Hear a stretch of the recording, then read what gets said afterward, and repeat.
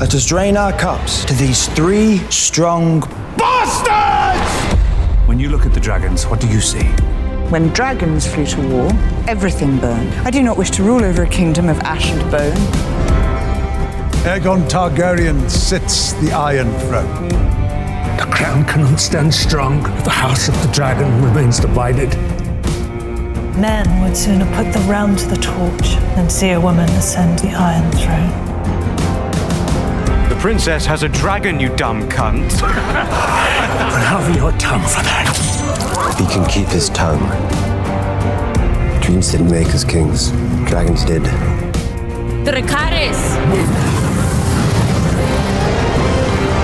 Welcome back. My name is Kit. I'm Andy. And I'm Steve. And this is Streaming Things, streaming House of the Dragon one last time. It's time for our mailbag episode. And we've got a special gift from one of our listeners. We all got some balls sent to us.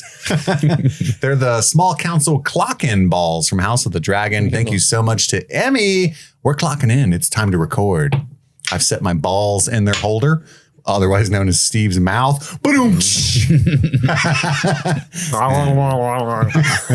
be terrible for a podcast. Anywho, thank you guys so much. We got tons of emails. I chose about 30. I tried to organize 30? them. 30. 30? I think I didn't count them. I'll be completely honest with you. Oh, that's 3. If you have not read the book, that's okay. I saved any emails with like book-ish, spoilers-ish toward the end of this recording. There will be a bumper. I've labeled them so that I know to announce that. So fear not. We're just going to have a good discussion reminiscing season 2 of House of the Dragon. Looking forward to future coverage. Thank you guys so much for joining us on this journey. This Wednesday, our coverage of Game of Thrones on the Patreon only returns with season 2, episode 1, The North Remembers. The North remembers.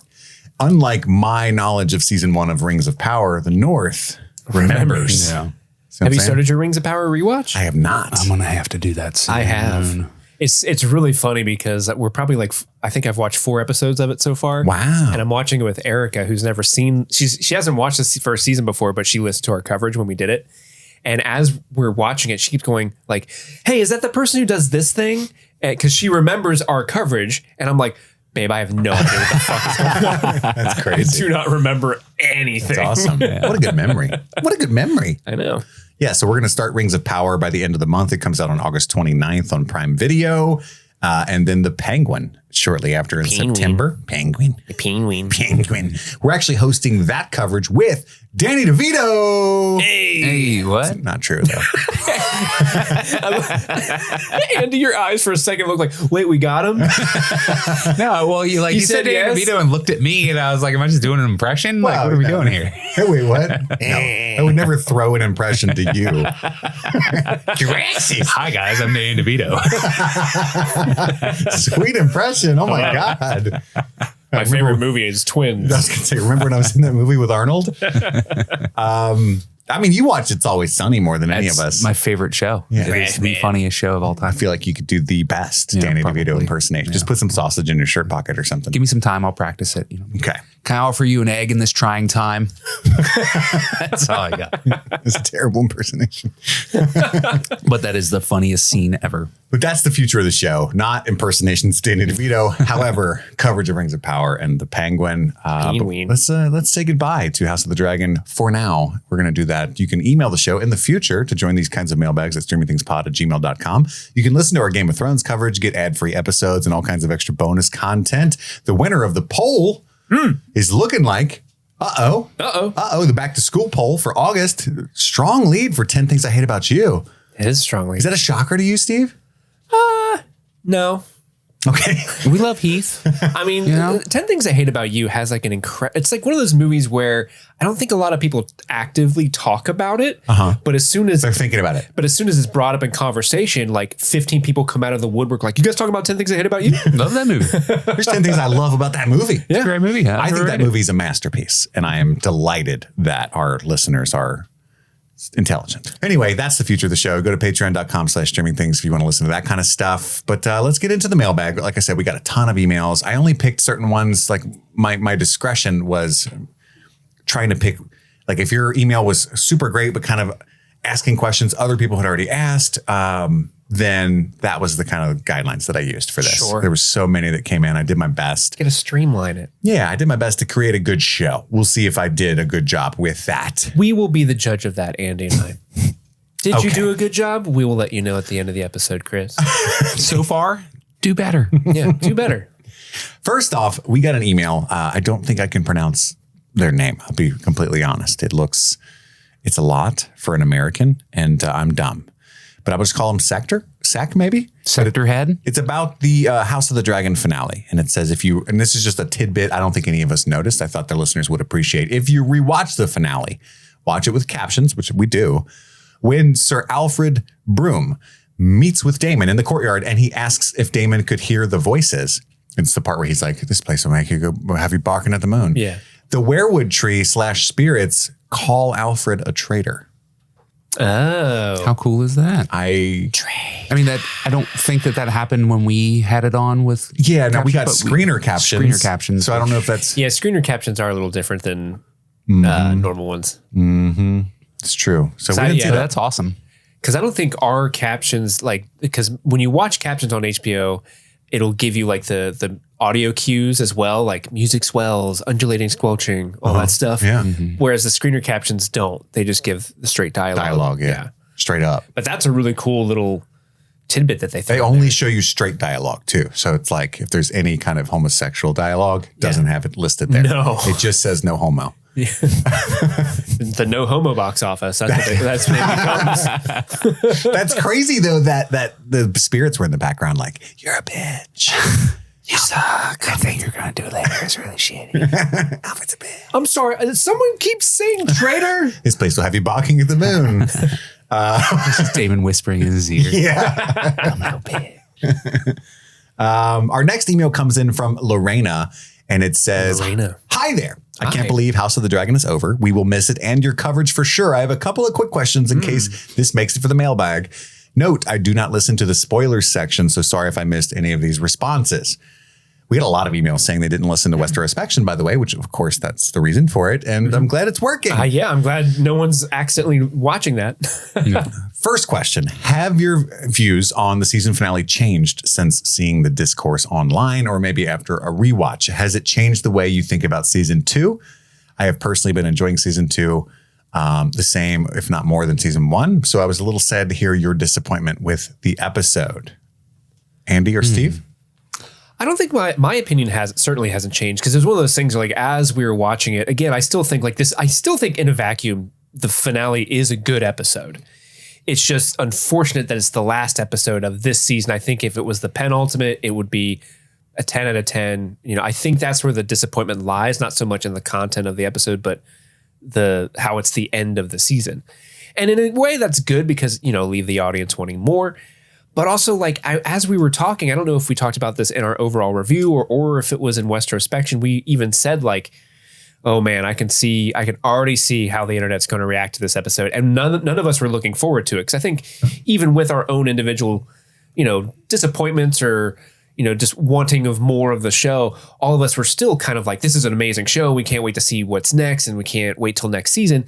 But we were all kind of like, I'm not looking forward to everyone acting like this is the worst thing to ever happen since the Holocaust, you know, which is what some sectors of the internet sort of reacted to. Sure. Yeah.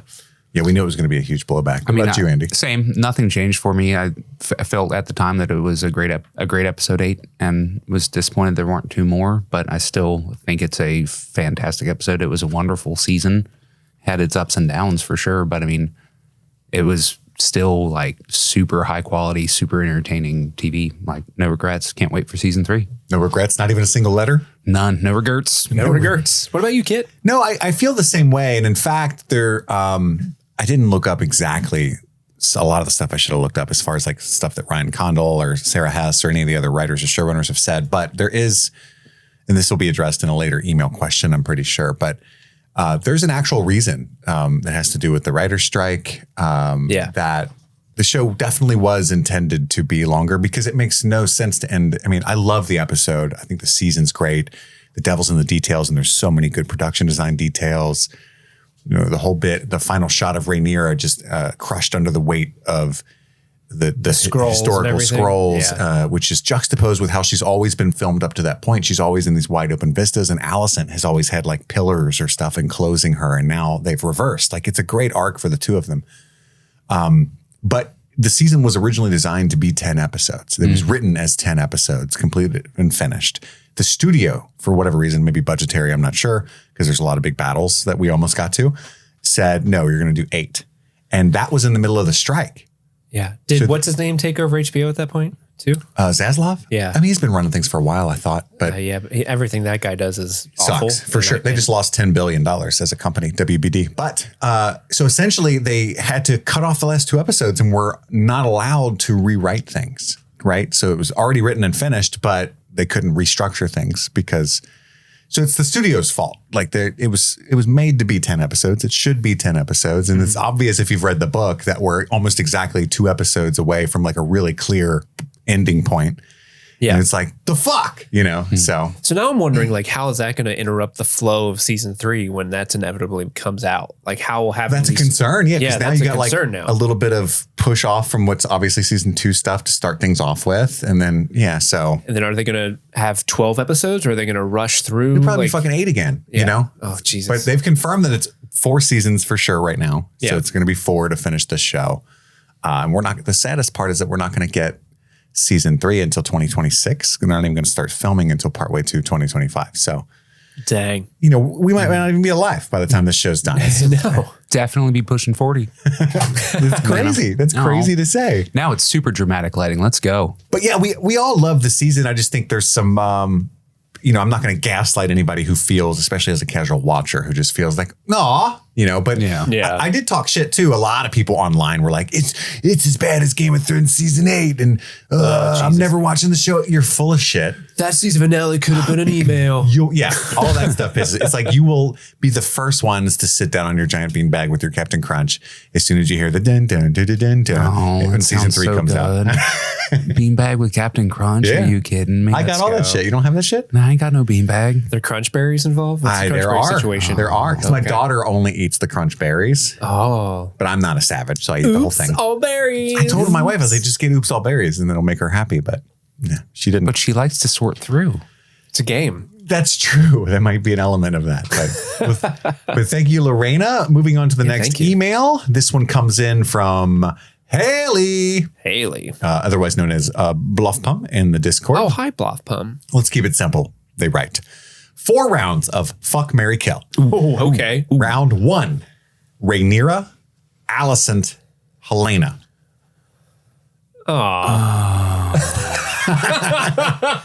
Who's starting us off? Andy, you're in the hot seat. Oh, man. The addition of Helena really Hold on. throws a curveball into this. Ground rules, because I always suck at this game. Ground rules. Is this a sexless marriage? You know what I mean? I think it could be. No, I need to know. It depends on the person. And like, you how gotta is this justify game it. played? It's played in my by mind- you, and that's all that matters. It's in your mind. You got to justify each of these options. I want everyone at home to know what I mean. Do you want a sexist marriage? No, never. I think what you do is you say, kill this person, fuck this person, sexless marriage with this person. you put that qualifier in just so everyone knows up front what's happening. Because when I play this game, I'm like, okay, they'd be a fun lay. This person, I want them every day. You know what I mean? But I don't know that that's what people think I mean when I choose them for marry. Well, then you use the qualifier everyday marriage. Yeah. Okay. All right. Andy. Me first. Okay. Let's see. I am going to. I know you don't want anything bad to happen to Helena. Right. Helena has to be protected at all costs. The worst thing that can happen to Helena She's had is a having bad to life. fuck you. All right. Fuck Helena, but I promise to be like a gentleman. Marry Rhaenyra, kill Alicent. That made it so much worse. That made it so much worse. She's like, there's rats under the floors. That's just Andy coming. God. Steve. This one doesn't sing anymore. Kill Alicent. Fuck Rhaenyra. Marry Helena. Sexist marriage with Helena. marriage. Let her. I'll be her bug catcher, and we can just like hang out and eat Captain Crunch and watch the protect bug her. sing. Yeah. I think I'm gonna fuck Alicent. Okay. I don't know if you guys saw her riding that coal pole, but she knows what's up. She's got that like religiosity, that repressed fervor in the writing. You do know? like that. I mean, I saw your eyes awaken when Rhaenyra was in that nun outfit that one Dude. episode. So I get.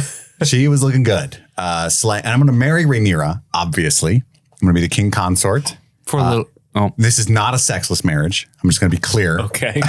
Not even remotely. The opposite. And I'm going to have to kill Helena. Sorry. You're killing poor Helena. I'm just keeping it real. The one who deserves our protection most. That is true. That is true. couldn't take one for the team. No. Round 2, Damon, Kristen Cole, and Aemond. I mean, I'm going to fuck Kristen Cole. And that Cole Paul. Yeah, Let's you like, know, everybody's out. Allison was down. Like, Yeah, something everybody's must, down. something He must be going on. clearly knows how to use it. He is a unselfish lover. That guy goes down quicker than anyone. We can just, you know, do those things and then sit around and listen to emo together. Can I fuck him and then kill him? Right? Yeah, and then just Because he's going to ask me to run away with him. GTA rules? Okay, you're fucking Kristen Cole. marry Damon, kill Aemond. Okay, you're going to marry Damon. Yeah, Interesting. Yeah, I feel like he would protect me. Or kill you, You know? depending on which of his marriages you look Yeah. at. Well, you know, 2 of his last 3 wives have died. it's fine. It's fine. I'll be all right. Steve. I'm going to fuck Kristen Cole. Okay. Wow, we're all just keeping it. Because dude can put it down. 100, okay. I mean, personality wise, not there, but I mean, look at the man. Yeah, can he have? I mean, have him grow his Caesar cut I was going to say, back. can he have his season 1 haircut? I want a season 1 hair, and then but a season 2 experience. And then I'm going to marry Aemond because I can fix him. I think I can fix him. I'll big spoon him. Yeah, you could And be that lady. He does like to be a little spoon. Yeah, and I'll just be like, little lord, don't be an anime villain all the time. And then I'm going to kill Damon because you can't trust him. I think I'm going to kill Damon. Because again, I don't think he'd be loyal to me. That hoe is not loyal. Damon? Yeah, I'm going to kill Damon. Okay. I am going to, I'm going to fuck Aemond. Don't do it. I'm going to marry Kristen Cole. Don't do it. Think about it, man. What's his biggest singers? He's got that religiosity. They're really rocking you half the time. Think about it. His biggest problem is that he can't get anybody to settle down with him. That makes him upset, right? Yeah. I'm going to run off with him to Essos. Well, he's not allowed to settle down. I'm going to run off with him to Essos. You want to go to Essos? And he's going to be a generous lover, and his biggest insecurity, as long as I never cheat, I feel like he would kill me if I cheated on him. Yeah. Oh, for sure. he would. So I'm going to try not to do that. But now you got to live in like Thailand. That's you okay. Aemond, I don't feel like you can fix him. He's unfixable. When his mom was like, you know, have your insecurities not yet been avenged? He was like, no. She was like, let me fix you. He was like, Not nah. all of us are up to the task, kid. I get it. Steve could fix him. I could fix him. All right, round 3. Adam of Hull. Oh, obvious. Hull? Sir Hugh and Ulf. Andy. I feel like you should marry Ulf. Good drinking buddy. Riders. Good drinking buddy. Let's see. I would. Silver wings a go as she is. I'm gonna kill Ulf. Like he's like that guy at the bar. You know what I mean? for sure. Yeah. Just not a fan. And then I'm going to fuck Adam of Hull and marry Sir Hugh. Sir Hugh he has does it for you. cozy vibes. That's you know? the answer. It's the And big so if bushy I have to beard. be there all the time, I want it to be him. Just twist my fingers in his beard. That's true. You know. I'm also going to kill Ulf just because Fuck that guy. he's that guy in the bar. I'm going to fuck Sir Hugh because I want him to just like You stay away from my man. I want him to stare into the precipice and scream, "Come on now, get it done!" So he's bottom. Yeah, And he's just daring you to go harder. Oh, And you're like, I'm giving it all she's got. they call me the Bronze Fury. And then I'm gonna marry Adam of Hull because Hull, and also he's a snack. Can we just be honest? He's a handsome man. That man's a snack, and he also he's loyal. I'm just gonna throw that out there. Yeah, It's true. I think Steve's got the right of it as long as it's not a sexless marriage. Because with Adam, you can call me Sea Smoke. I picture myself more of a top, but not in this situation. I'm fine being Sea Smoke. See what I'm saying? So you were the I would dragon. chase He's the him dragon down. rider. Yeah, that's right. That's what I'm saying. I wouldn't marry Sir Hugh because look what he did to his wife. He abandoned her. All she wants to do is go retire in Tumbleton, which is such a good idea, and he just won't do it. So I'm gonna fuck Sir Hugh and definitely kill Ulf. But you got to respect a man who recognizes his calling to something greater and going for it. Yeah, you but know, he's not compromising with his wife. That wasn't even a good discussion. You know. that's fair. Well, we didn't see the whole thing. I mean, she's probably been going at it for like 4 days, and he's just like, you know what? And he's like, it's probably the woman just being nag. Yeah, we all been there, am I right? The old ball and chain trying to keep you from riding dragons. If that dragon is Adam of Hull, I won't be stopped. No. Round 4 and final. Ooh, here we Fuck, go. marry, kill. Caraxes, Vagar, Cyrax. Steve Oh, just came. fucking killing Cyrax right out of the gate. What? Fucking killing Cyrax right out of the gate. What an insane thing to say. I'm fucking that gassy old hag, Vagar. She's an experienced woman. She is. She is. She's seen a rider or two. If a dragon was a MILF. And you know I'm marrying my big red noodly boy Caraxes because this is a sexless marriage, all right? Okay. I love that big red noodly boy. Andy? God. Sorry, I didn't mean to jump in front of you, Andy. You're good. You're good. Felt very strongly. I knew immediately. I didn't even have to think about it. I'm going to fuck Caraxes. Because this is all noodly, you know what I mean? I'm gonna kill Vagar. Yeah. Because goddamn, that's too much woman for me. And then I'm going to marry Cyrax. Cyrax seems like... I think you got the right of it. Yeah. I think Caraxes, he could take all of my noodle with his noodle. Yeah. Not hard. It's so good, anyone. This isn't a lot.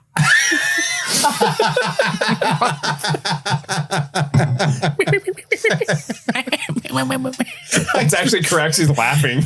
I expected more. With you implying you would need my neck.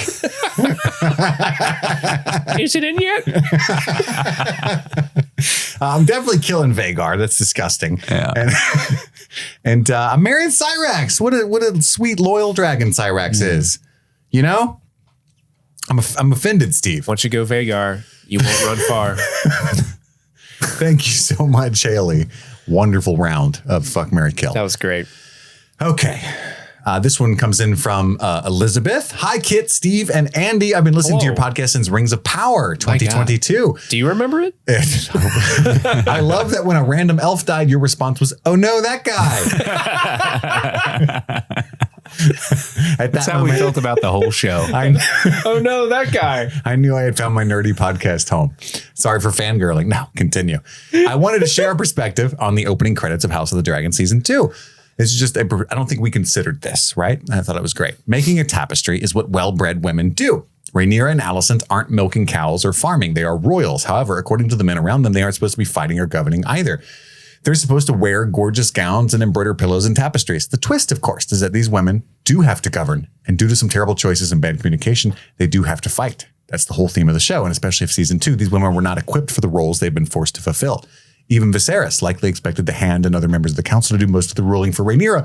Viserys barely ruled his own kingdom. Therefore, the credits displayed as tapestries symbolize the traditional roles highborn women were meant to play in this society. These particular tapestries document not only the terrible history of the Dance with the Dragons, but also the 2 women who broke with tradition and fought to be leaders and warriors in a world run by men. Anyway, those are my thoughts. I can't wait to listen to your episodes on Rings of Power Season 2. And if you ever want to listen to a Jane Austen podcast, check out a great little project called Exemplary Vegetables. Thank you so much. I think that's some excellent insight as to the tapestry opening there. Absolutely. I love Jane Austen. Yeah. Big fan. I'll check out Exemplary Vegetables. What's your favorite Pride and Prejudice adaptation? Oh God, the one with fucking Keira Knightley, the King's Speech guy, Colin Firth one. Yeah, that's wrong. So, yeah, well, you know, I love that, dude. It's like the knitting needles of history going on here. Yeah, it actually is. That's super smart reading analysis. Thank you. Perfect. Love it. Mm-hmm. Our next email comes in from Brendan. Hi. AKA Brenstradamus. Oh, Brenstradamus. It's one of my favorite names on Patreon. One thing I've really enjoyed about House of the Dragon so far is doing things differently than Fire and Blood without outright contradicting it, exploring the relationship between historical accounts and the events as they actually happen. While this season has done similar things to great effect, for example, Blood and Cheese, Rook's Rest, there are also some actual changes from the text, such as removing Maelor or folding Nettles into Rhaena. Do you think this hurts the show or just something we have to accept as an adaptation? Thank you. Love you guys. Give Pip and the dog some pets for me, but not Ellie, because fuck them. Brendan. I added that part. You added that part? Okay. I was going to say, like, man, the demon seed dog stuff is. But they also just didn't say anything about Ellie, though, you know? Well, he knows that guy, Ellie. Fuck Ellie. Andy, what do you think? I don't know. I think that I don't agree that the change to Blood and Cheese was great effect. I think that it was still effective, but I liked what was done in the text better.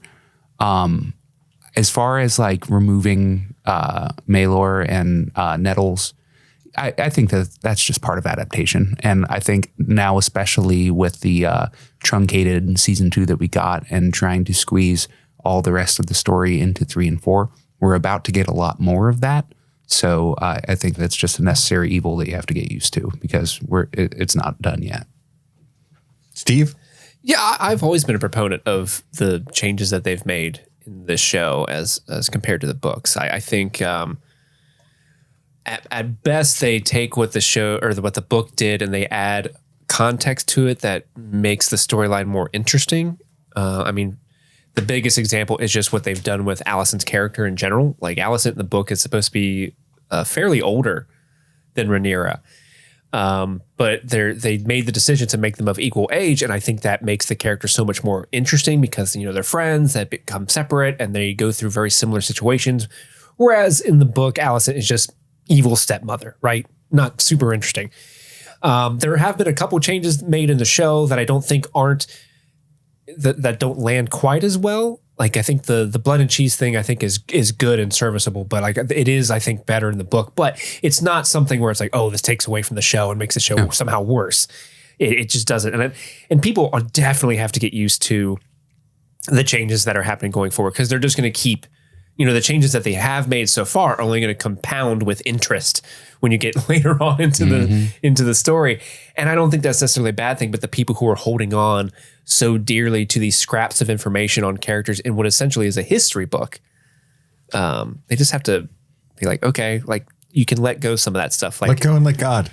Yeah, dude, going on the green subreddit is just such Stay off of there, Steve. Oh my God. What are you doing? Well, I accidentally got on there one time and then the algorithm of Reddit's like, oh, you went on there once. Here's some stuff. And it suggests it to me. And before I realize it's from that subreddit because it's at like the For You page, I'm always like, whoa, that's a hot take. Oh, it's from the green subreddit. Okay. Got it.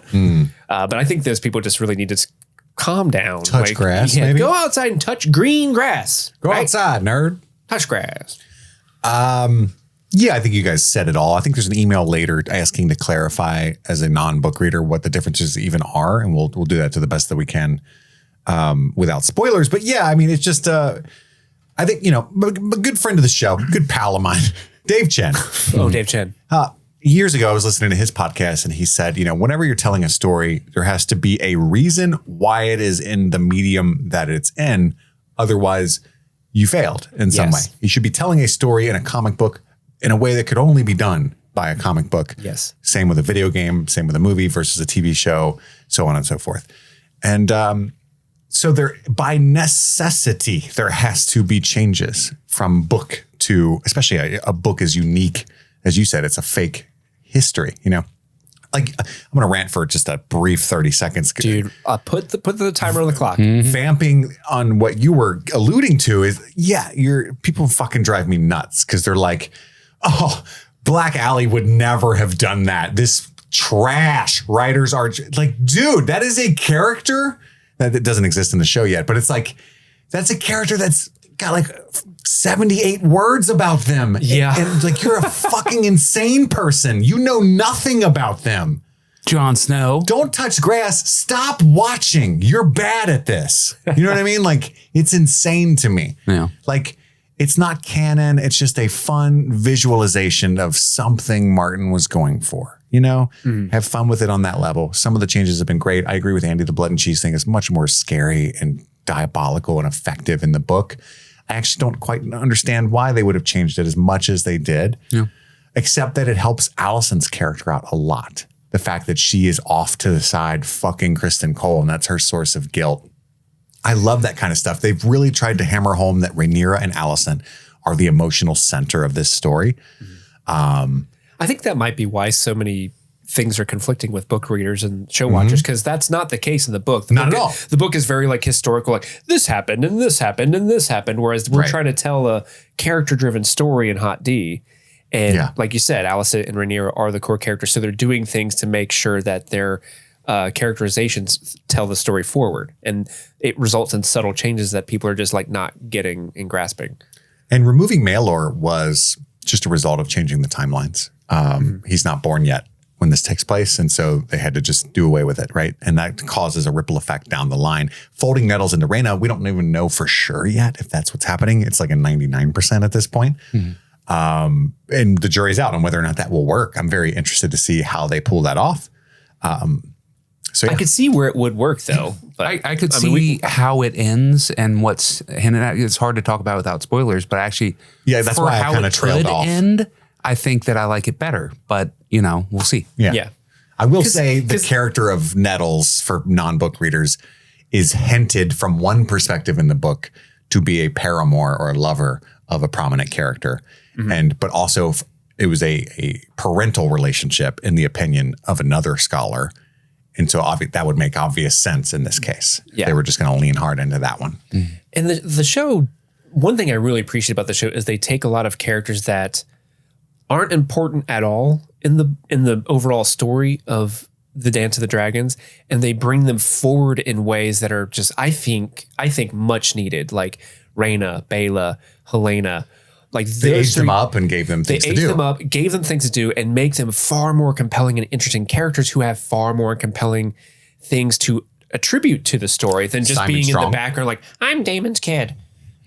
I'm Allison's daughter. Like, that's all the purpose they serve in the book. They're just like written like, yeah, and then she marries Aegon and whatever the fuck.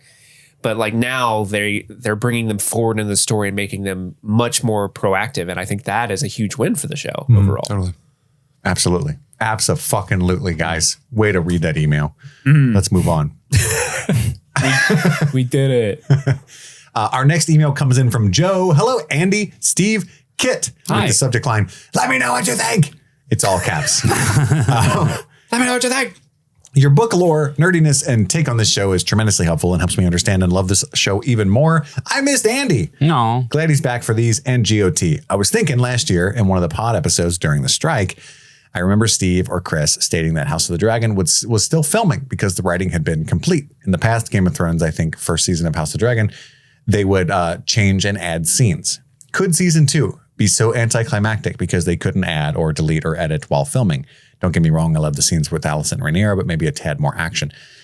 It's like when you guys reviewed Mission Impossible movies, but did not drop the last one. I need that in my life. Wow, that's so true. That's so true. One day we'll re-record that. I'll jump in on it. My D&D fam listened to the pod, and we all have such a great time. Thank you for continuing to entertain us all. We got a D&D crew listening to the that's pod? awesome. Oh my God, that just totally made my day. Yeah. I want to play D&D. I hope one of them's like a source of like, I lazy. cast Andy's cream. They just make up Stranger Things related spells. The goblin is just disgusted. They're great. D&D Cream in crews it. are family, so if you share amongst that's fire. Yeah. We talked about this earlier, and it was partly your email that I was kind of thinking of. But yes, I think it's 100% the writer's strike that changed the outcome a little bit, but it's an incredible final product, I think.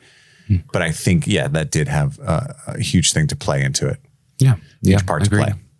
But thank you so much. I just wanted They did to great with what they did. And I miss you too, Joe. knock the Mission Impossible thing to Steve and shout out the D&D crew. That's amazing. Hell yeah. Our next email comes in from Stephanie.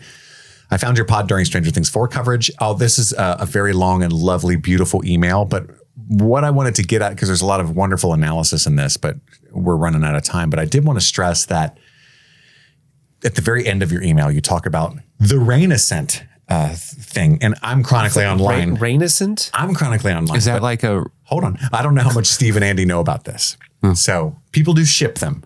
Benifer? Okay. They want Alicent and Rhaenyra to fuck. Oh, don't we all? I don't know how much you're aware of this. Are you aware of this? I'm not aware, but I'm down. You're also I didn't know that was their celebrity couple name. I just assumed as just human beings who consume the show, we were all like, fuck. Well, there's a large section of the fandom that thinks this is an incredibly sapphic show that's actually about two star-crossed lovers. What does sapphic mean? A lesbian. Okay. Two female-presenting people that are sexual. It's sapphic. Like if you and I fucked, it would not be sapphic. That's just gay. That would just be brofic. Brofic. So it says, lastly, Alicent's Come With Me, right? How did you guys read that if you're not hip to the whole Rain-ascent thing? How do you feel about the idea, I guess, you know?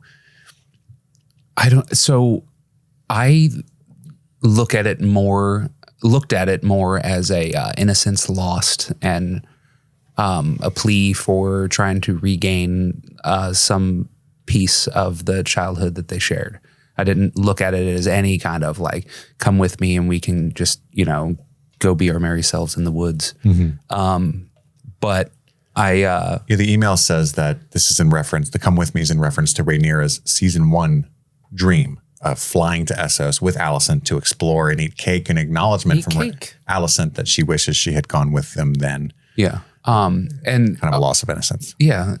But still like so much of their current strife is sexual repression. Right. And so it's totally valid to read into that because it's all about basically these two having sex with the wrong people, whether they wanted to or did it as duty or whatnot. Huge part of the story. And so the concept of like long lost friends and in the context of sexual repression, it totally makes sense. And yeah, I mean, they're both wildly attractive people. And so that would be fun. Steve? Well, I can't remember. Do you ship them? Oh, constantly. Like I don't stop shipping them. I'm not like Corlys Velaryon pulling my ship into harbor to get repairs. No, that ship is going down in the sea, if anything. All right. It's picking up what you're laying down here, Steve. You know what I'm saying? Now I can't remember who it was, but in the first season, was it Millie or Emily? Yeah, it was both of them had like Alice. Well, one of them was like said in an interview, they were like when they acted their scenes as young Alicent and young Rhaenyra, they said like they were playing it as if there was some sort of like attraction or I wish we could be together aspect to the relationship. Mm-hmm. And I think Ryan Condor, one of the directors, had said like that was something that like I guess a lot of women feel with their first like really best friend. There is like a love, like maybe it could be more. I don't know. But I feel like that was always something that was present in those two characters from the jump.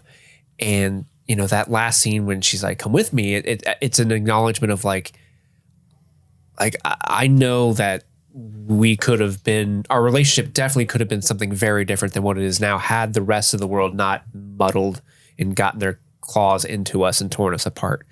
And that's part of the tragedy and sadness of the story is like, these are, I think you're right. Like it maybe if not like star-crossed lovers, but just,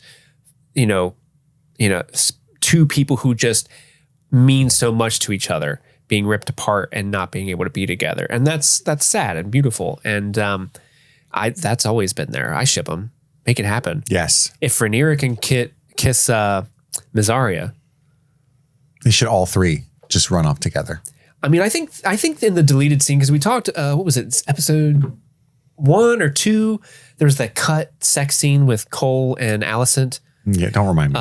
I like to think in my head canon, the full scene plays out, But halfway through, Allison's like, wait, get the wig. And he puts on the Rhaenyra wig. The Rhaenyra wig. And she's like, excellent. So if you look on Twitter, I should have brought them here for the show. People who are pretty damn good at Photoshop have cut Kristen Cole out of the Alicent sex scenes and put Rhaenyra in. No. And it's so fucking funny. Because it's just her down there, you know. And Alicent like, oh, it's so great. People have too much free time. No, they don't. They're just living their best lives while the world crashes. That's what the internet is meant for, Andy. Yeah. That's fair. Now it's on some bullshit. Maybe I just suck at Photoshop because that would have taken me a month.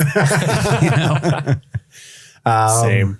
We've got Ellie from our Discord who always handles our stats and tracks our Mummers Dragons. So there's just some fun tidbits. Yeah, Ellie's great.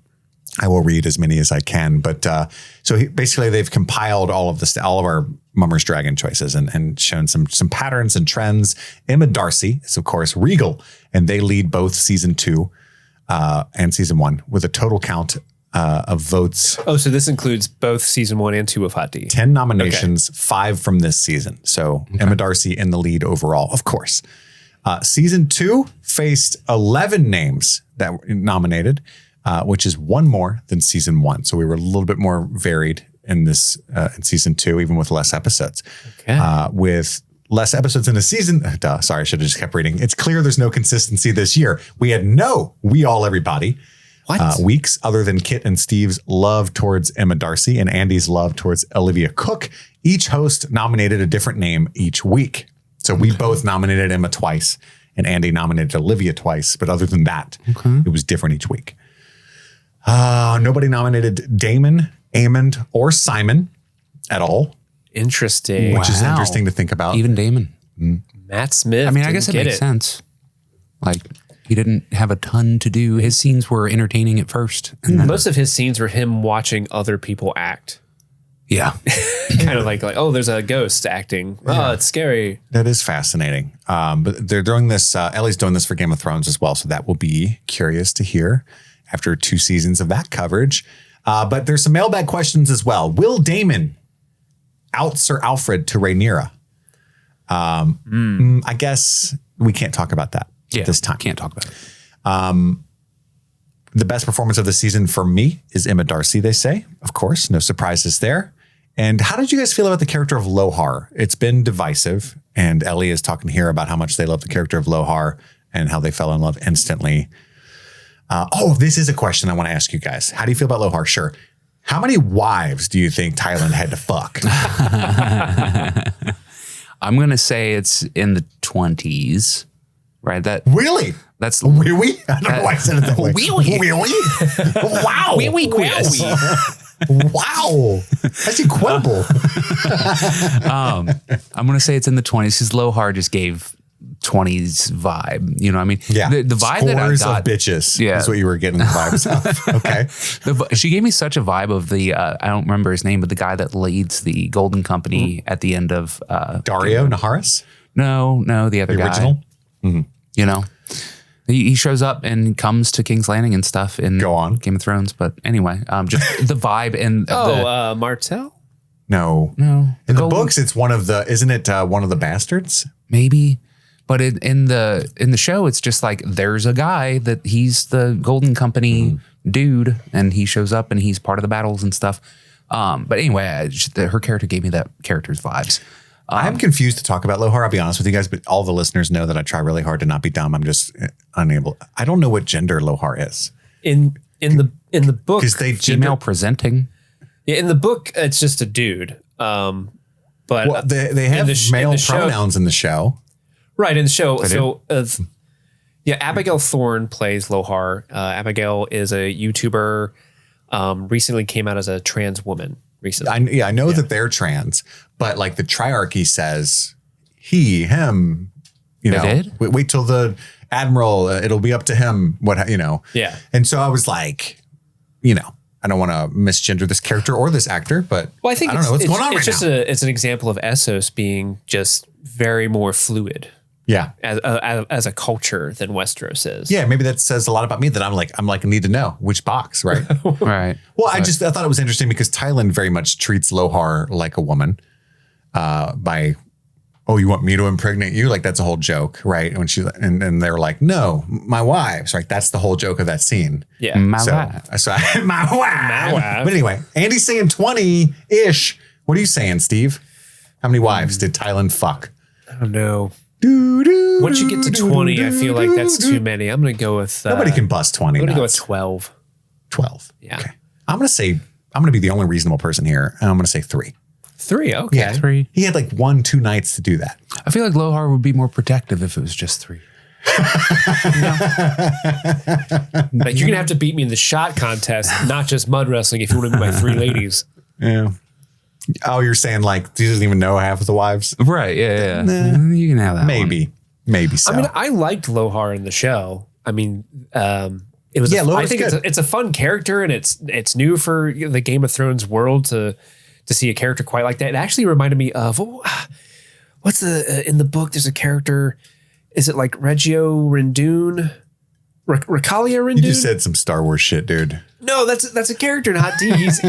He's one of the pirates in the I thought Stepstones. Reggio was the Prince of Pentos. I think it's Recalia Rendoon. Recalia Rendoon. The way they describe in the book is like big, boisterous, and acts like how Lohar acts in the episode. And Lohar is also a character in the book, but much more minor compared to Rendoon. So it was just kind of fun to be like, we're having a good time. It's a fun pirate thing. Because usually when you get pirates in Game of Thrones, it's like a Greyjoy-esque pirates, and those are like more Or Salador San. That's true. I do like a Salador San. He's Yeah, fun. yeah. But like all the sea dudes who are like, oh, I do this. I do the sea like Seamen. There's usually they go to like in Game of Thrones that would be like a Greyjoy, and Greyjoys all suck. So do. it's like, oh, I want a Reapers. fun one. Yeah.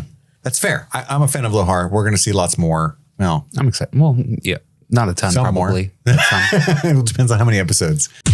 This episode of Streaming Things is sponsored by BetterHelp. BetterHelp. You know, Steve, there's something I need to get off my chest. What's that, fella? It's been weighing on me. You know that I resigned at the day job recently, right? And I've been a little scared. There's a family to worry about. There's health insurance. There's capitalism. Sounds like a stressful time. But we all carry around different stressors, big and small. And it feels better when you bring something to the light and keep them bottled up. It can start to affect us negatively. And therapy is a safe space to get things off your chest and to figure out how to work through whatever's weighing you down. In my case, it's all of the stress, the misery, the fear. But I had to come over here and share that with you, and I felt better. You know, that's a real thing that happened. Yeah.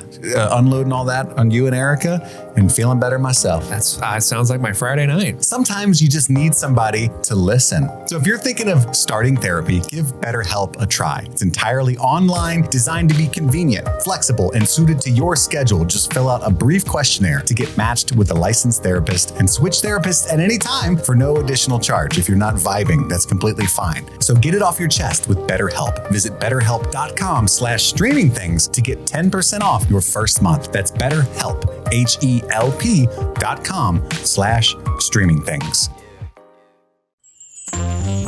Knock, knock, who's there? It's the month of August. Oh my gosh, how are you here already? 2024 is going by way too fast, but you know what's not going to go by way too fast? Our thanks and appreciation for all of our Patreon supporters who keep the lights on for us over here at Streaming Things. And I want to give a special shout out to our super Patreon supporters for the month of August. So thank you to Bing Boom Bang Boom, Albus Stinkpot, Kit Laser Eat Me Out Like Vagar, Then I'll Ride You Like Allison. That is quite the name.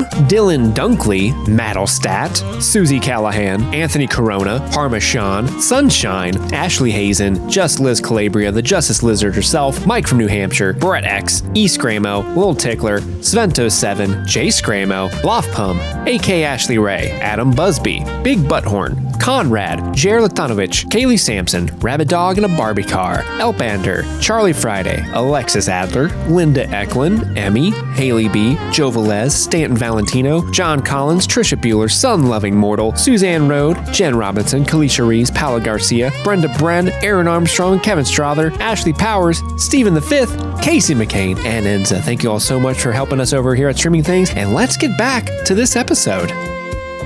This next email comes in from Emily, one of the Scramos. Scrama?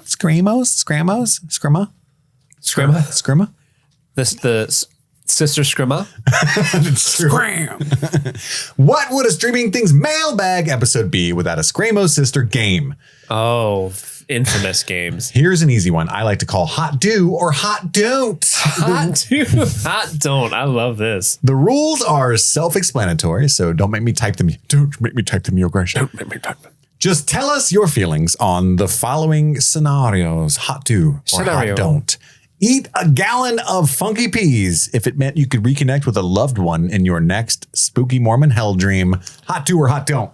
Hot do. Hot do. Hot do. Who wouldn't just stomach some peas just to talk to your long lost friend or family member? Who's sitting there like, yeah, I don't want to have a fun, crazy experience tonight. I'm just going to turn on some Netflix and fall asleep after jerking off. She said funky peas. So they're no butter, no salt, and they're cold. You hit your fiber macro and you get to meet your ancestors. Like win-win. Okay. Win-win. Okay. Forfeit an eye for the opportunity to ride Caraxes over the house of someone who wronged you for as long as you like. Hot do or hot don't. So you only get one ride on Caraxes. One ride. Oh, it's only one ride? Yes. Oh, hot don't. Hot don't. I like it says for as long as you like, but it's like I'm guessing. There are no stop signs on the black road. Yeah. I'm going to say hot don't. That's not even, Yeah, I have an eye thing. Like, if I'm losing an eye, Caraxes better like be mine forever and come with free Wi-Fi. All right. You know what I'm saying? Would you kick Sir Crispy directly in the coal pole, but afterward you have to attend Rhaenyra's dragon tryouts as a contestant? Hot do or hot don't? Hot do, because I will claim a dragon. Hot don't, because I won't. Hot don't, because I'm not even like, I have no ill will. You know what I mean? I don't like the guy, but I have no desire to kick the pole. Oh my God. And he's like, let me at him. Can I kick him twice? Yeah. So and also, go for two dragons? I'm definitely not going to survive the Bronze Fury. Yeah, for sure. But I like Andy's confidence, having not a drop of Targaryen blood for sure. Hey, my dad's real into genealogy. I'll check when I get home. True. Would you stick your hand in a bucket of bloody tree sap if it meant you could see a significant part of your future? Hot do or hot don't? Hot do. Stick your hand in tree sap? See, I don't think the question is whether or not the tree sap is worth it. I think the question is, do you even want to see it? For me personally. Oh. Right? Hot do or hot don't? I kind of hot don't. I'm thinking hot don't as well. I think that would just stress me out. In bliss, like ignorant bliss. Is the future, is this a fatalism future, or is this like the future changes depending on, is this Twilight future? I can't answer your philosophy about time. Well, we're talking about, do you believe? Conceptually, is this a future that you can change like that girl in Twilight, or is this a future that is set in stone, like apparently Game of Thrones future? Andy, your future says you will have a decent shit tomorrow at noon. So says the tree. From the peas. It was the peas. Oh, wrong one. It became a robot. I'm also here, sorry. Oh, God. Well, that's way in the future. It was the peas. Oh, my God. That's way in the future.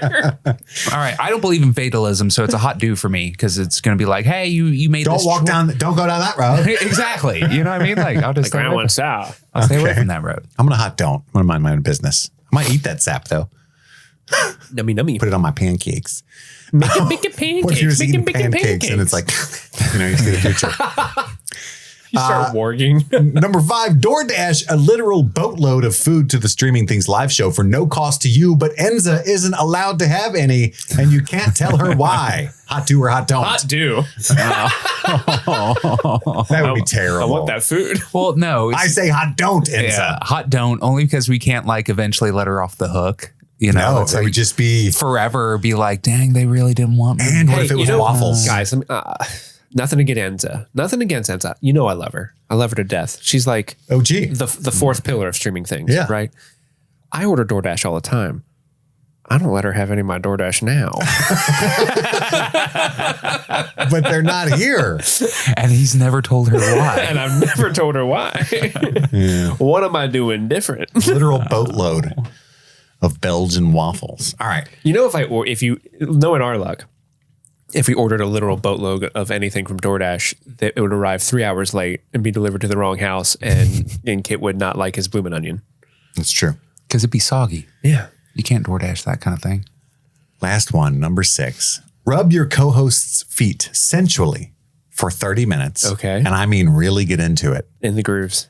For the reward of a dinner date with Emma Darcy. Hot do or hot don't. Hot do. Wait, there's a reward? I thought that was the reward. I thought the massage was the reward. I would suck on them toes to have a dinner date with Emma Darcy.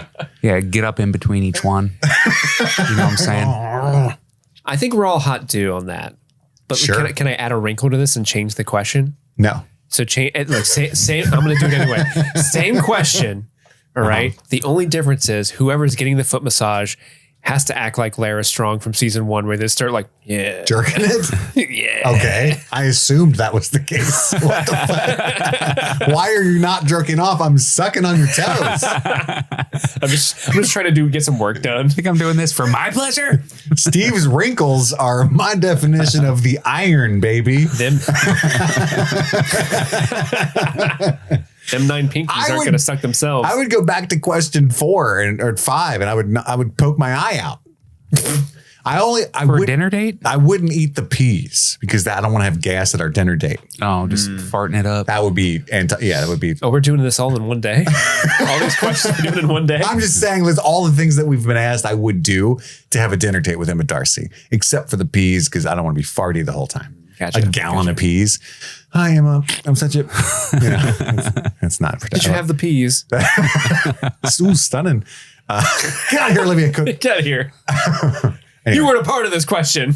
Thank you, as always, for the amazing coverage of such an iconic show and all the joy you bring to the stream fiends. Love, Scrammo. I say it different every time. One of those is correct. I love you, Emily. Thank you. Our next question comes in from Alex, your proud patron, the Alex G. The Alex G. Or tag on Discord.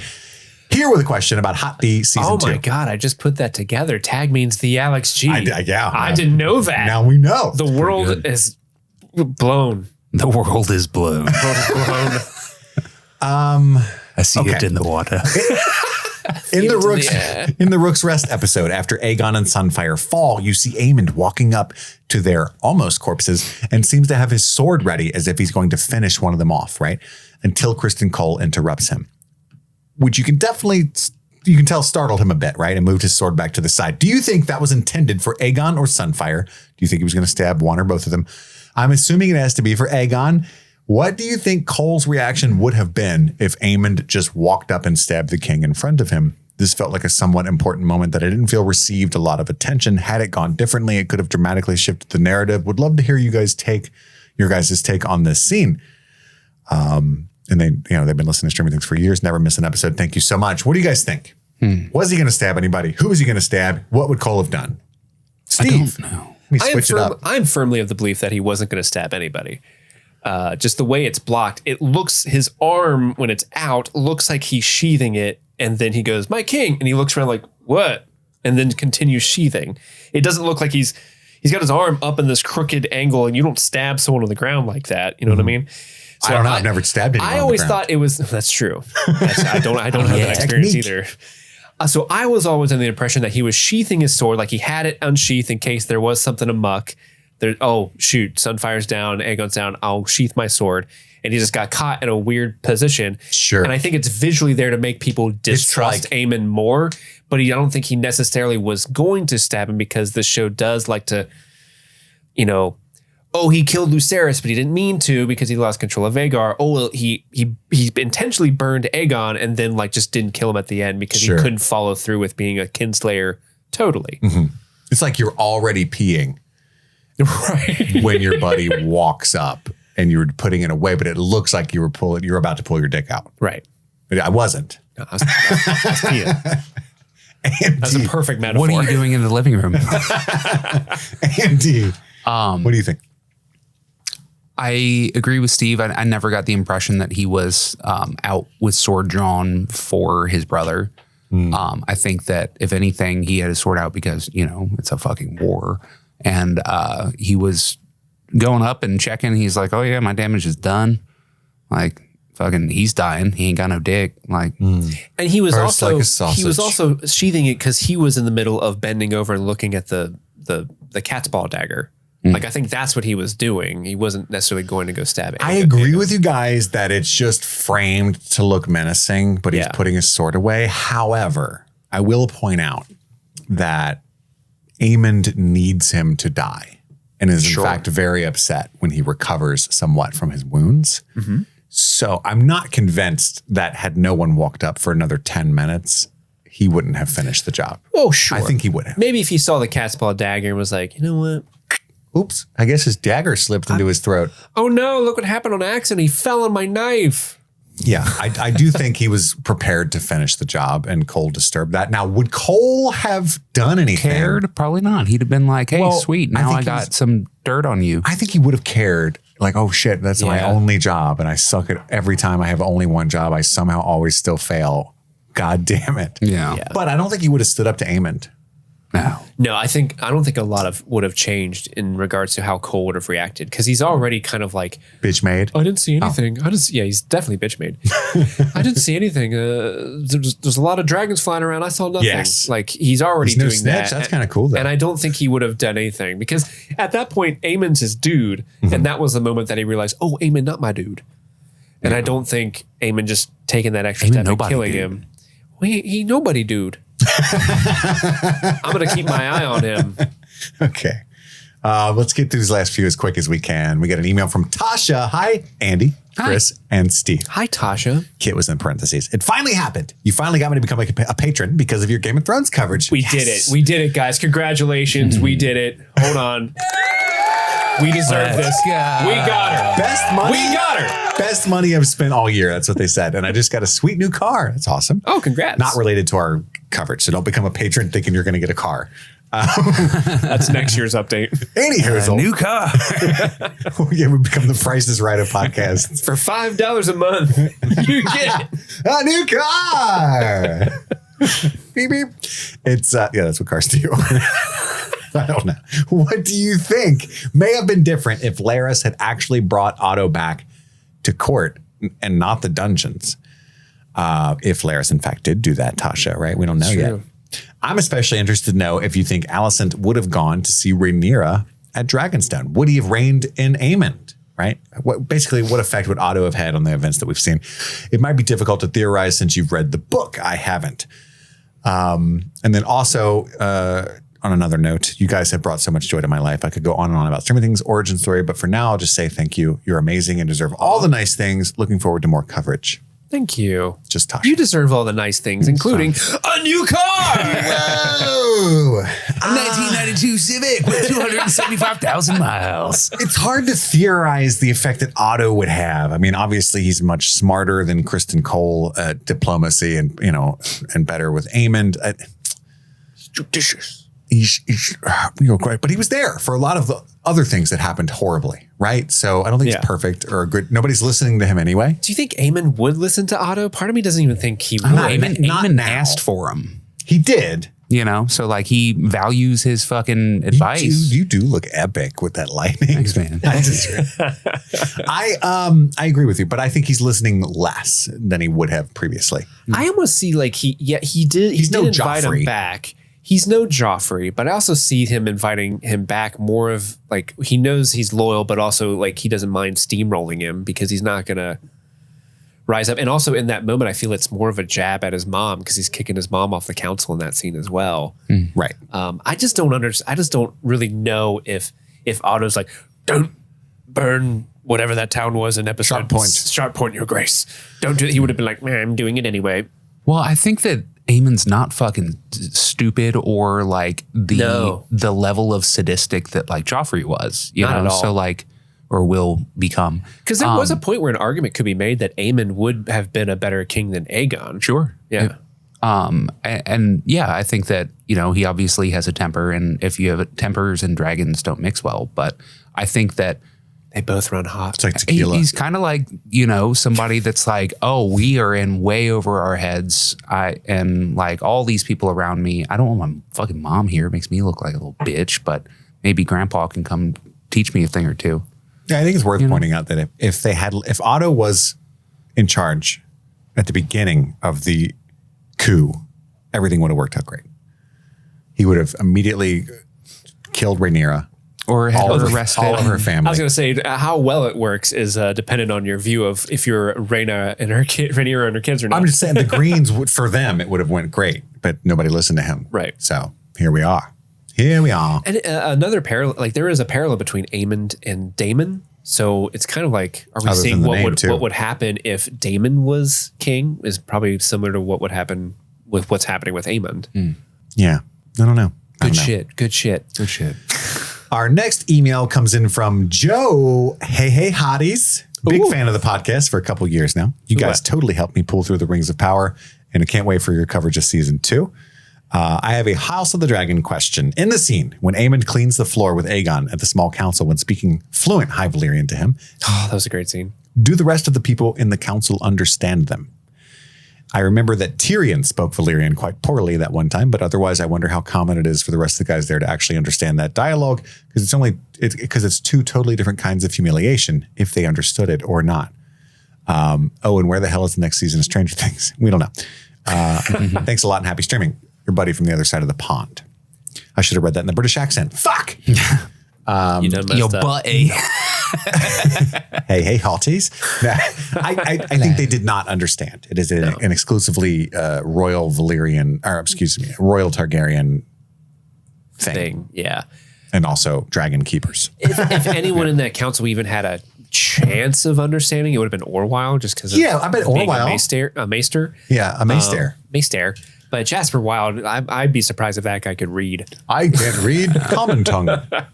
Yeah, I think that like any language, they all have like roots and languages that preceded them. So Orwyle, being a studied man, probably understands bits and pieces of the phonemes and morphemes. Or he might be fluent. You know, who knows? Or he could totally be fluent. And I think that people in Essos speak Valyrian as well. I don't know.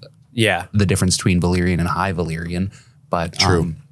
There's a little bit more spaghettis in High Valyrian, right? Like go spaghetti. We're speaking English, but if one of us was speaking Old English, we wouldn't make a lick of sense. You know what I mean? So English, motherfucker, do you speak it?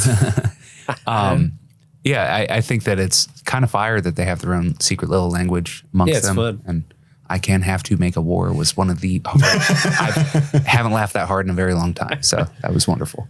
So it's only Targaryens, right? So like Valarians don't try to speak it, or like Celtigars even don't try to speak it. No. Those are the old Valyrian houses. Yeah, they do not. They just be fishing and swimming and doing whatnots.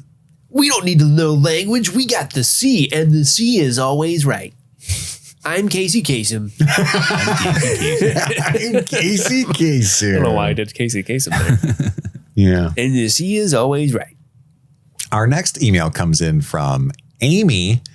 Hi, Kit, Steve, and Andy. My name is Amy. Hi, Amy. Lily on the Discord to pay homage to my devious little kitty Lilith. And I'm new here. Welcome. I saw you enter the Discord. I saw you there. I was recruited by E. Scrammo. You could say I'm her hand or squire, maybe even her cupbearer. Basically, she's my boss.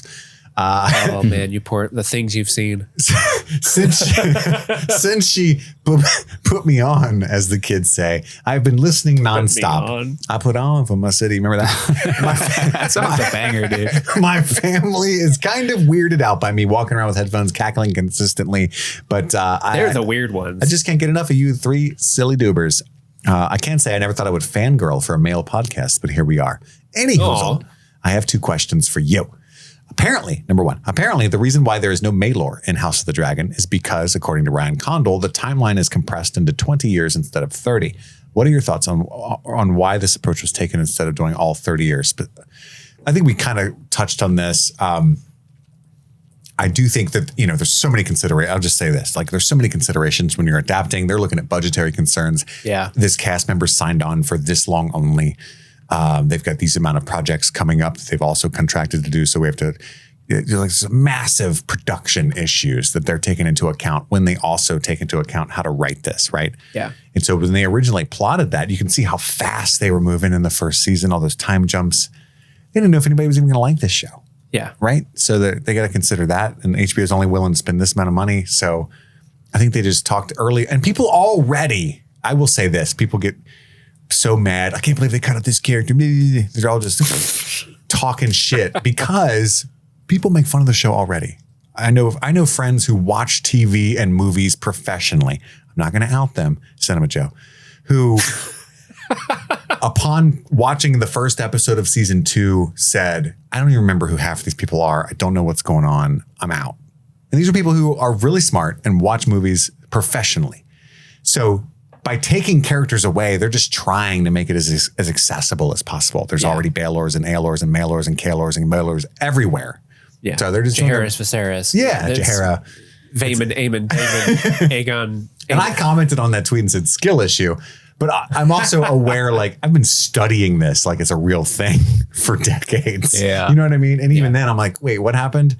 So it's, it's the whole thing. I mean, you can watch the previously on and have a pretty fucking good idea of who everybody is and where they're at in the world. Can you? You don't know that, though, because you read the books. Shade. I don't know. I mean, I've watched lots of things that didn't have books and managed, And, well, you're just better.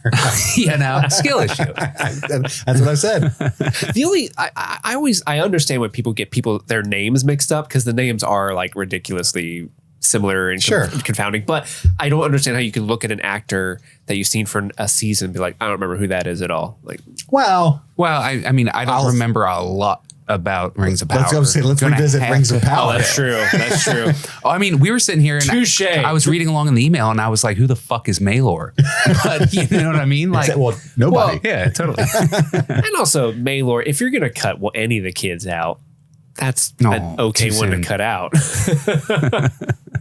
Well, here's a quick personal question. Number 2, as someone who is constantly jamming out, if I'm not listening to my favorite boys, that's us, I think. I have to know what music you guys listen to. Thank you for the laughs and the tears. From laughing so hard, I leave you with my oath. This is very kind. You are the true podcast, Streaming Things. First of your name, protectors of the realm. I am meant to serve you and all of these fiends with me until death or the end of your streaming. Wow. Took an oath. My God. By the way, we might have to look into Emily and wonder if she's running some kind of cult or. Are you okay? Just if anyone's leading a cult, it could be Emily. We'll let you sneak off to Molestown, Lily, whenever you need to. But other than that, be loyal. Andy and I grew up together listening to a lot of alternative rock, and that is still our main bag baby. But lots of Weezer, lots of Stone Temple Pilots, Nirvana, Pearl Jam. You chose really weird bands. Weezer and Stone Temple Pilots. So, although we did listen to them a lot. I mean, I'm just listening off shit I listen to. That's true. Tool, Primus. Yeah. Cake. Lately, I've been listening to Glass Animals just had a new album come out that's really good. Going to see them here in a couple of weeks. Red Hot Chilies, baby. They're phenomenal. Yeah, Red Hot Chilies. Foo Fighters, saw them earlier this year. Incredible band. Lots of bangers. I get more into like an indie-er type stuff lately. I've been listening to a lot of Dr. Dog and Peach Pit. If you don't know those bands, check them out. Huge Spoon fan. Spoon fan. Soundgarden, sure. I want to throw out some like current stuff. I'm a huge fan of Lady Gaga. I like Olivia Rodrigo. I like. So you don't like Taylor? Then I got it. I don't. I've tried. You like T Swift? I don't. I love Tyler Childers. Yeah. A little bit of bluegrassy kind of guy. You know him? Mm-hmm. And Billie Eilish. Love it. Obsessed. Billie's love Billie coming Eilish. I know. I couldn't. Anyway, it doesn't matter. I'm not going because fuck my life. Steve? Queen? Yeah, Queen is probably my favorite band of all time. I love a lot of like 80s, like alternative rock type stuff. Queen, David Bowie, Pixies. Cyndi Lauper. 90s grunge, I love. Cyndi Lauper, of course. Modern bands. My favorite modern band is a band called Metric. Pretty much, if you are a rock band who's like a female-led vocalist, like I'm probably into you. Like I'm really into Metric. I'm really into Sleater-Kinney. Sleater-Kinney. I love Sleater-Kinney. That's kind of my overall jam. Florence and the Machines. Love Florence. She's great. Yeah. That's kind of my jam. I only really know Dog Days Are Over, but I mean Dog Days Are Over is great. King's great. Free's great. A lot of great songs from her. She's amazing. The dog days are over. The dog days are done. Anyway, Florence? We got this email. Is that you? I want to shout this out. This comes in from Zach. Hello to Streaming Things. Hello to Zach. I love your guys' work, and I'm a huge fan of your coverage of the season of House of the Dragon. Here are some thoughts on the season overall. I really like this goat thread and thought that y'all may find these ramblings interesting. So I'll preface it with this. I'm not going to read most of this email. This is a peer-reviewed essay with cited sources. Zachary. Wow. Love you, man. That's incredible work. There's a lot that they want to say about the goats that we saw in season 2, specifically in Damon's storyline. Black and Phillip? The historicity of goat iconography on Earth as it relates to how it's being portrayed in the show. But also want to point out that the black goat in the canon of Game of Thrones is the representative of Qohor, but also a face of death among the many-faced gods of Braavos. And so like, it's brilliant, man. I really appreciate it. We just don't have time to go through all of it on this podcast here at the end. But I will make that available, this essay that he wrote, to anybody who's interested. Just text me, email me, message me in the Discord. Let's throw it up on Discord.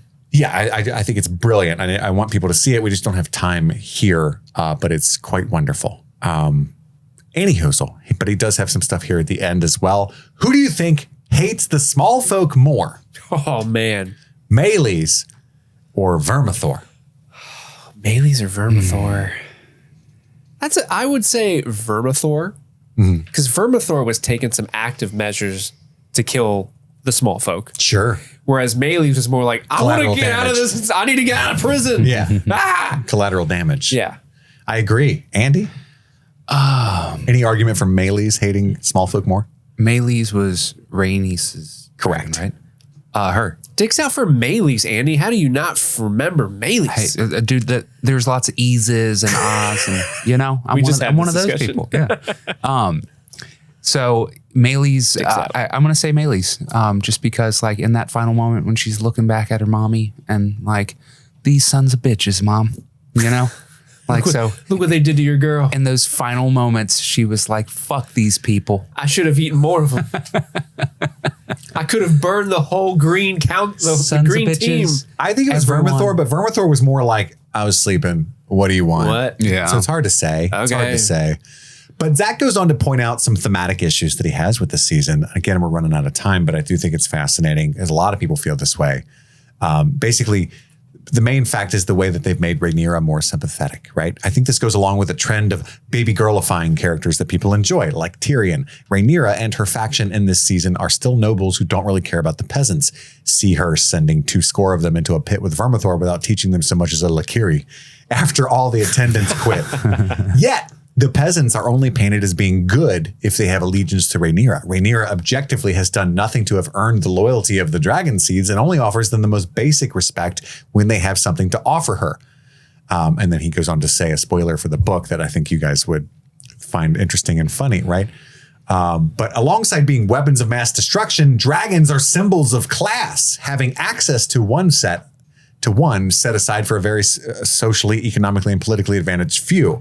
If I was Adam of Hull, my fine ass would have taken my brother and Seasmoke as far away from the Targaryen shenanigans as possible. The fact that he was so desperate to serve, and then he has an ellipses. I don't know. Maybe I shouldn't be bringing real world politics into the realm, but fuck the monarchy. Ulf disrespecting Rhaenyra and Jace forever. But I overall love the season. My favorite character from it is Alicent's bosom lace that Crispy was huffing like a stolen panty in the woods. I do think there is... That's the Mummer's Dragon of the season right there. There's some legitimate criticism of how they've made Rhaenyra so obviously the protagonist, I myself kind of resent the amount of effort they've put into her being like, seriously, any way I can not kill somebody, I'm going to do it. Yeah. It's like, she's supposed to be filled with this rage and they've already pushed her to that limit, right? Rage against the dawing of the light. However, I do think they've shown Rhaenyra do some fucked up shit that people just don't act like is fucked up.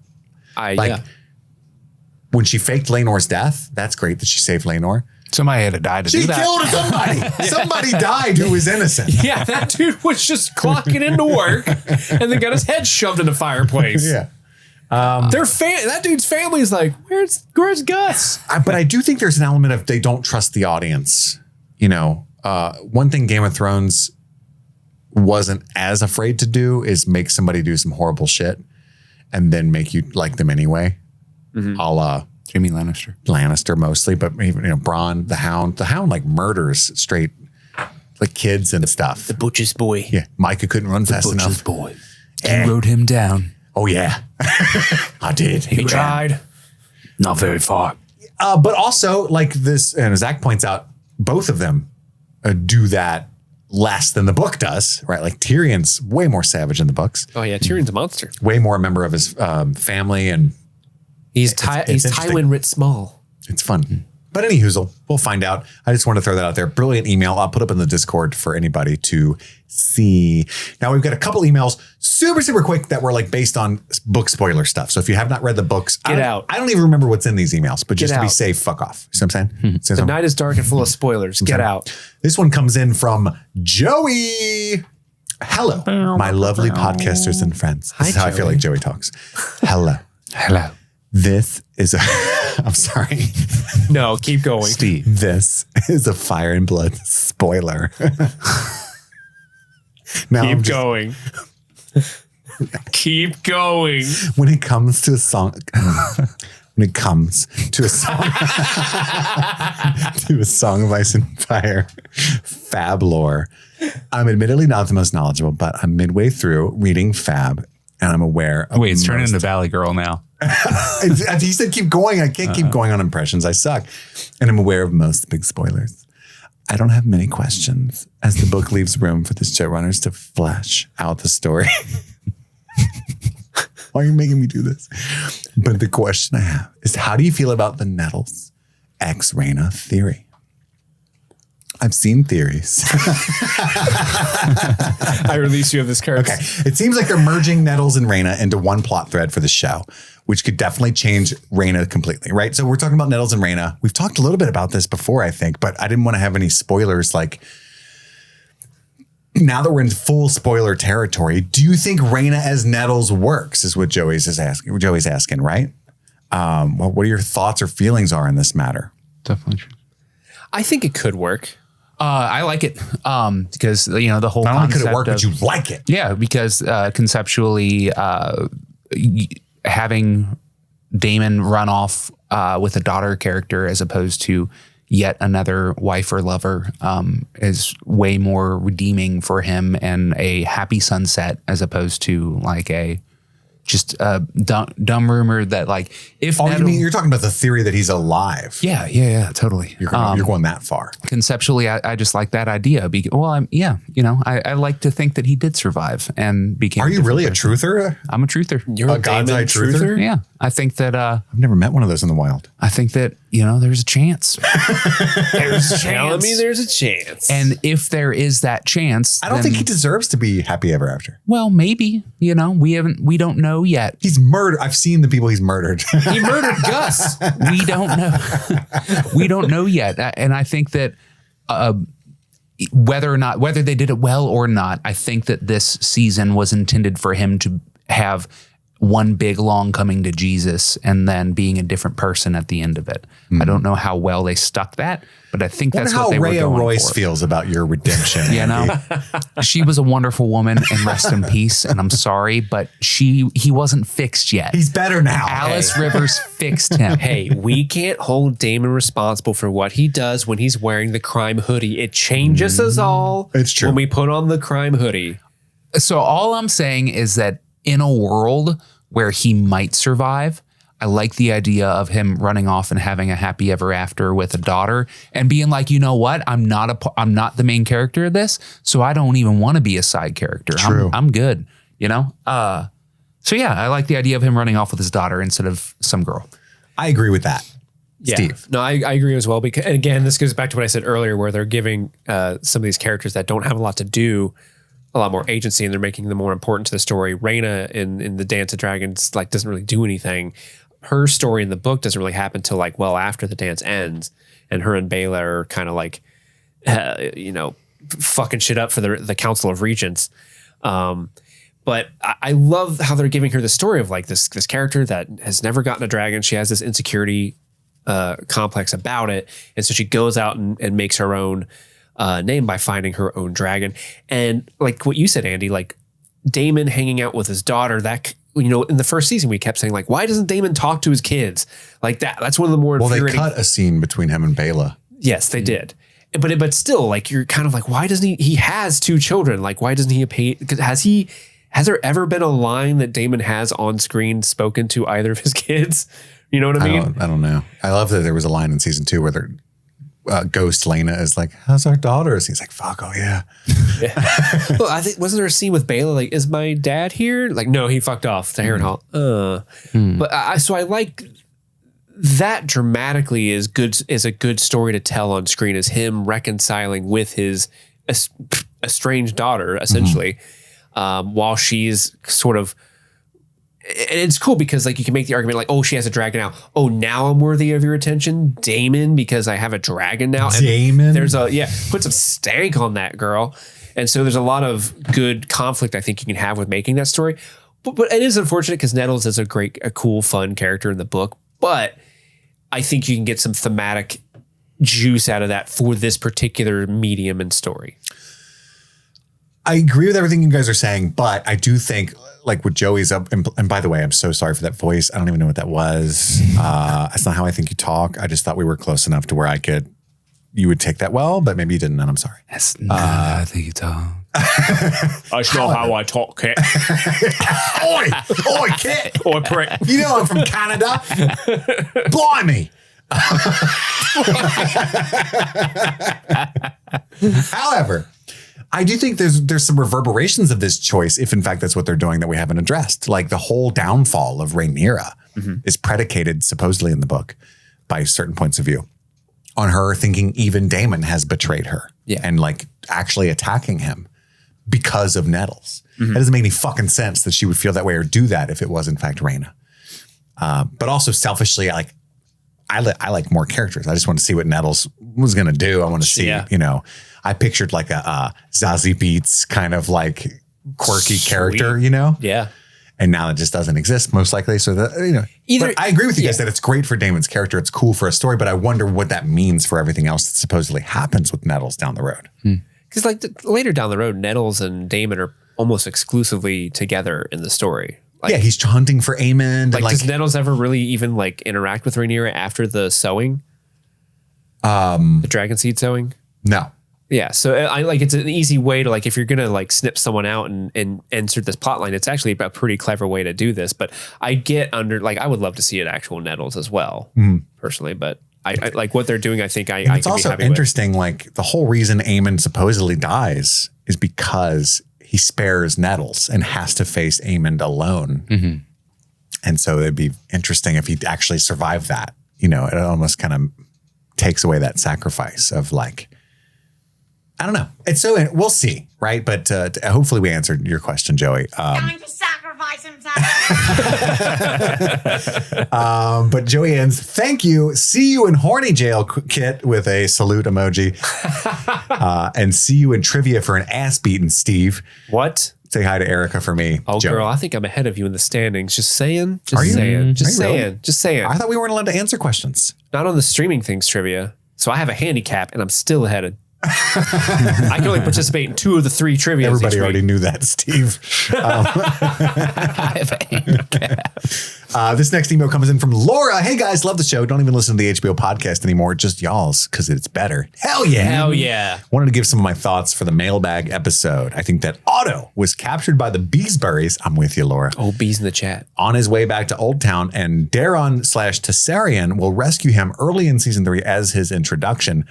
Mentioned they've been mentioning the Beesburys revolting in 2 separate episodes. That's really smart. Yeah. I like that. Yeah, it's good. It's Chekhov's Beesburys. You introduce a Beesbury. You have to follow through on the thread of the Beesbury. And then Laura said, I'm worried they're going to combine the Lohar character with Alyssa Farman. I don't think that's going to happen at all. I think Alyssa would be too old. In what way? Right? Timeline wise. Oh yeah, timeline wise, Alyssa's like that was in the before. That was in the reign of Rhaena. Yeah, when Rhaena was the would-be queen. Yeah. No. Interesting. Alyssa would be far I would too like old. some I get what they're follow-up saying. questions to that. What are you talking about, Willis? I'm not completely throwing it aside. I just have I want some follow-ups. And then Laura finishes with, if Sunfire is dead, I will be so upset. because they put in all this work for Hot D canon to match Game of Thrones canon and with the Song of Ice and Fire. I think it's upsetting for not the reason you're saying, Laura, but Laura's saying because Joffrey tells the story about Sunfire eating Rhaenyra in Game of Thrones, right? Yes.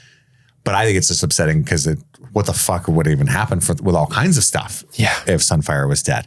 I get that they could spin that as an unreliable narrator thing, but it would be disappointing. I think they're totally 100% going to bring back Sunfire in a way that is shocking to people who did not read the book. Mm-hmm. And that is what they're going for. And they're okay with like teasing book readers in the meantime. Oh, is he dead? You think? That's crazy. Could be like the opening scene of season 2 where it's like people walking in the woods and they're like, it's going to be like Stand By Me. Like, you want to see a dead body, but it's going to be like, you want to see a dead dragon? and cool. They wander up there. Everybody. Oh, that's a great scene. It becomes a horror movie. If it's 2 people that have never been introduced and they're like, I want to see it. Oh my God, the dragons are and then it's actually like, that'd be fucking shoot. That would be Sunfire. That's going to be so sad because you know, we saw that beautiful, beautiful, beautiful baby boy dragon Sunfire. That next time we see it, it's going to be like disfigured and scarred and scary looking. And it's going to be so sad. I love that. Boop Dagon. Our last email comes in from Emmy. Emmy, you gave us the balls. Thanks for the balls. Long-time listener, Emmy. Overall, this season, Emmy says, was pretty disappointing. Love your balls, Emmy. Thank you. Yet I can't help but continue to love the story and these characters. Let's be real, though. Losing Rhaenys was like losing Michael Scott. Can they recover? It's yet to be seen. Parkour. That was a reference to the final season, 2 seasons of The Office, right? Mm-hmm. I didn't watch that show, but in the book, the chapter where Rhaenyra takes King's Landing ends like this. The torches were lit in the throne room, and the queen climbed the iron steps and seated herself where King Viserys had sat before her. She sat on high as every man and woman in the Red Keep was brought forth and made to kneel before her. It was well past dawn when Rhaenyra Targaryen rose and made her descent. And as her lord husband, Prince Daemon, escorted her from the hall, cuts were seen upon her grace's legs and the palm of her left hand, wrote Eustace. Drops of blood fell to the floor as she went past, and wise men looked at one another. Though none dared speak the truth aloud, the Iron Throne had spurned her, and her days upon it would be few. Reading that, gasp. I thought there is no way the showrunners don't end the season there. It's such a great, ominous cliffhanger, alas. But with that being said, how far do you think the show will go? My best guess, and I don't know the answer to this question that's been driving me crazy all season, is with the marriage of Aegon III and Jaehaera. The union is a somewhat happy point, and there's not another for quite a while, since the next 30 years are pretty much just Aegon III being depressed. But I'm curious to hear your thoughts. And then they go on to talk about Nettles and kind of the stuff that we've been talking about. And Emmy theorizes that Nettles perhaps is Rhaena in disguise. And we've talked about that throughout the season, I think. She puts on a wig. But how far do you think the season would go? Or the show will go into what happens in Fire and Blood? Because it goes way beyond the Dance of Dragons. I don't know. Yeah, it's interesting because to involve Cregan Stark at all, they have to go pretty far. Yeah, because the Cregan Stark stuff is interesting, but it almost becomes a completely different show. Yeah, it'd be fucking weird that far after Alicent and Rhaenyra to continue this show. Right. I don't know. Unless they do like the Lord of the Rings type, like. Do you feel it's in the air? Here's like 30 years later. Here's a half hour of 5 different scenes that are acting as an ending that kind of. I don't know why they would bring Cregan Stark in at all, though, unless they were going to like tell more. He's such a good casting. Yeah, it was. Like it's a fucking cool character, and if you don't like show me that shit, if you don't, I don't know. I think they do got to do like a Rhaenyra dies episode 4 of season 4 and continue with a few things kind of thing, which would be crazy. But I think that they'll do some sort of flash forward. Show us some stuff. Yeah. I can see them ending. It's a flash forward and it's from the point of view of older Alicent, who's sort of recapping what's happened in like the Regent era, maybe the like it goes into it's been 84 years. It's like the last few days of Alicent's life recapping the last 10 years that we've kind of I wish fast we forwarded had through. scissored. It would have been great. Sniper Tone is Alicent. I missed my shot with her back in the day. My shot like I always do. I missed. I could have been the dragon rider if you catch my drift. But Emmy says we missed a dragon egg. She says tiny dragon egg, but I think it's a huge one. I've never heard of this, Emmy. I don't know if you made this up. There's a dragon egg that we missed that I also want to talk about. But what's Emmy's? Did you recognize the face on the heart tree at Harrenhal? It's George R.R. Martin. No shit. No, I did not. We didn't even call out that it was a Green Man. Is it just George R.R. Martin? Just like they put like makeup so he looks With like Bark. with He's the like Steamboat Captain hat. Winter's never coming out. I mean, yeah. Love you, Emmy. Thank you for the email. I did not notice the face. A bit. Is that the face? Let me see. Face. Oh yeah, I see it. Okay, Georgie boy. Yeah, nice. Steve, what's the egg that you wanted to point out that we missed? When we were talking about He doesn't have last a hat. episode, That's what he it needs is. the hat and suspenders, and that's what does it. The last episode we were talking about Damon's nightmare, and did we mention Brendan Rivers in that? We talked about Andy a little bit, yeah. Andy did. We were just. I know we got to Dragon Eggs, and I was like, we already talked about like He talked about that was the Raven. He called it Blood Raven, but it's Brendan Rivers. Yeah, Brendan Rivers, Blood Raven, the three-eyed Raven. Right. That's the dude who has like the little mark on his cheek that is there for a split second. It's Max von Sydow. Yeah, in Game of Thrones. Mm-hmm. I was rewatching the show and I'm like, oh, we didn't really talk a lot about that. We didn't go into a lot of the stuff in the Vision. No, but Andy, I remember specifically. I usually don't listen to him, but I heard him say Blood Raven. Why am I even here? People love you. I don't know why. I don't. That's it though. That's the end of the mailbag. Wow. We're looking forward. Like I said, our watch has ended. The Night of the Seven Kingdoms Dunk and Egg show will come out next year. Fuck yeah. Likely season 3 of House of the Dragon won't drop until 2026.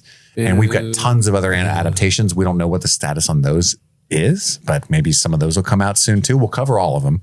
But we definitely have our Game of Thrones coverage that should carry us pretty far to season 3. We have one more Hot Tea episode. Well, sort of. It's a dragon draft where you can use dragons from other fictional universes. Yeah, but if you like dragons, this will literally be the House of the Dragon next week because we're going to be picking all sorts of dragons. All right, we got to lay ground rules for that. Okay. Yeah. What are the category? What am I drafting? Well, we got to. I know one's most fuckable, but I know nothing else. So we're going to each pick 5 dragons on our team. And we're going to announce what they are on Discord and on social later. I fucking hate drafts. And then everybody switches the rules on me. This is going to be bullshit. Even too competitive. He's like, how the fuck do I win? So competitive. What are the rules? Every time we've done a draft, he changes how he goes about it, and people are just like, "That's not a good team, bro." And he's like, "What the fuck? I didn't go with my heart." What's the point of life if you're not trying to win? The fuck? That's like having sex, but you're not trying to make anybody come. We're just here to have fun, man. I'm not. I'm fitting to bust. Makes me feel good. Anyway. I just had sex. I'm about to eat nachos. Best day of my life. Thank you for the socks, everybody. Yeah, that was a different episode. We got balls too. Yeah. Yeah. Tune in later this week. We're gonna do a What's in the Box on the YouTube. Here's my clock and balls. Should we clock out? Yeah, let's clock out. Ready? And now my watch has ended. Thank you guys for listening. That's all the time we have for right now. We've got to go return some videotapes. My name is Kit. I'm Eddie. And I'm Steve. And this was Streaming Things. Happy streaming. Yeah, happy streaming. Hot balls.